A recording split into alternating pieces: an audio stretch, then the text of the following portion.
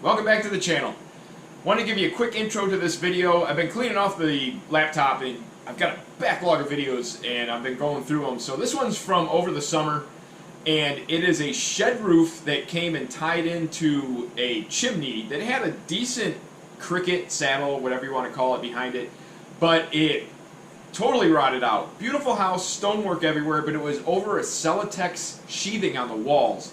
And this was gone. There was a crew that came in before me and cleared everything out, took all the drywall down, exposed everything, and then I went out there to get everything ready so the roofers could take care of it, redo everything, get everything dried back in, because I think they were getting ready to sell it because the house was vacant. It was a mess, and here's a quick video on what I had to deal with, so check it out.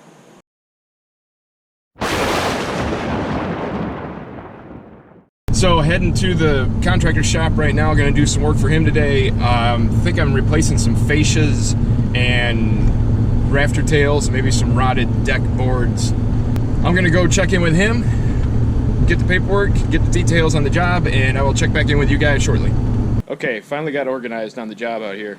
I had a guy mowing lawns, had his truck parked here, and he was mowing this lawn and a couple others, and then roofing showed up and material showed up, which I thought I had to go get the material, but that came out, so I don't know where the cross-up was on that.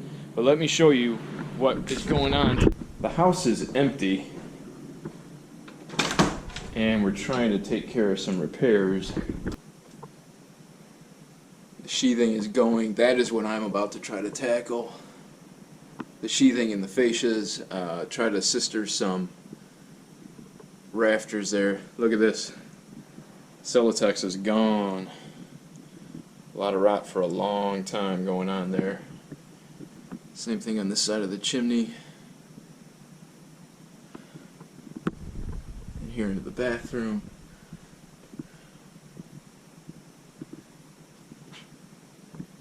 So, yeah, you can see where the Celotex was there. So I'm trying to get this kind of prepped and ready for the roofers. Let me bring you outside here. I'm going to try to pull that, and then we're going to go back with some doubled up treated that is going to get primed and painted, because it's a shed roof and then everything is going to be replaced. Come up here and see what we're working with.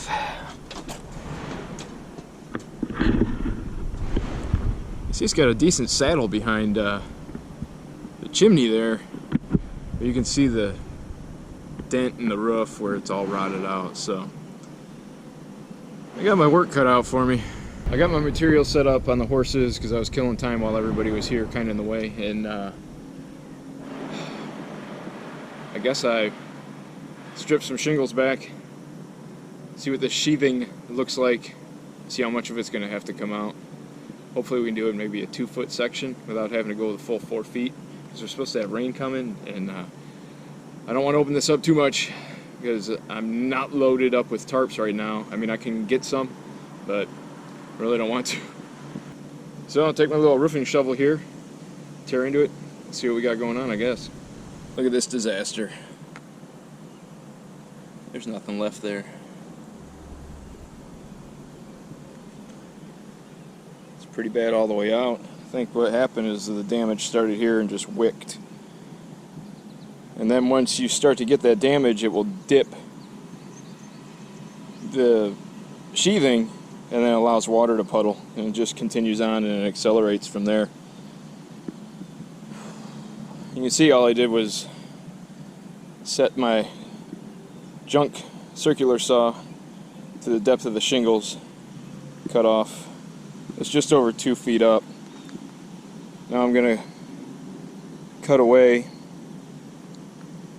2 feet exactly. I'll snap a line so make a nice straight cut, remove the CDX here, and see what kind of disaster I'm dealing with down there. Look at this mess.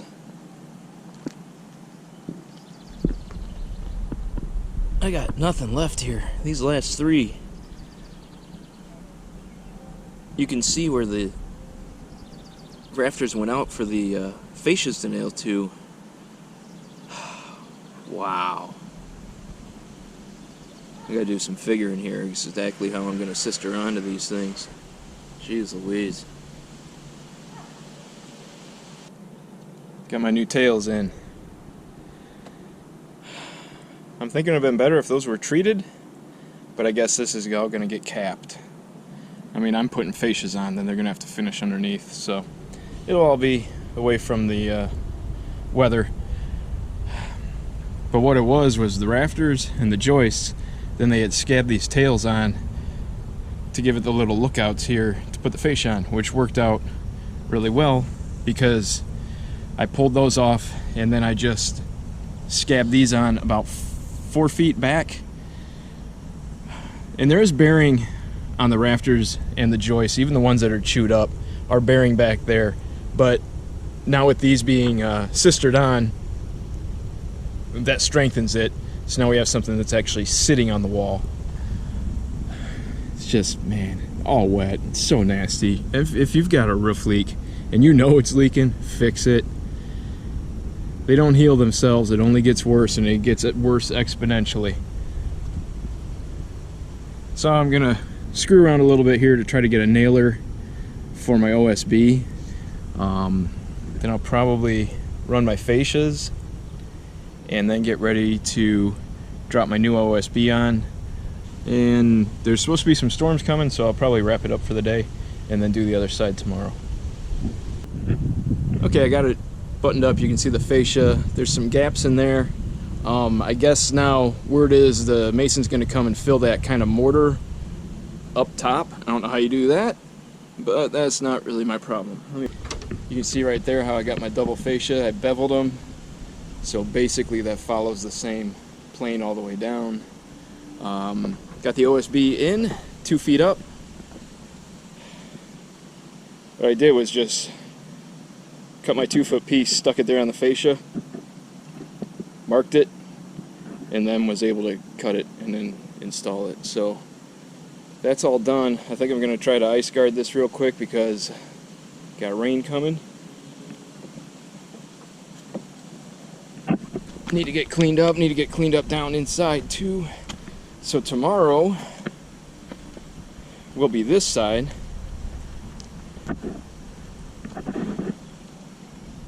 And I don't think this side is as bad as that side was. And I've already defeated my learning curve here, so it should go quicker tomorrow. Maybe I'll make an actual in-depth video of how to do that. So if the video of that exists, look for a card around here maybe. Okay, getting ice guard in, getting cleaned up before the storms come. I'm babbling. Talk to you guys in a bit.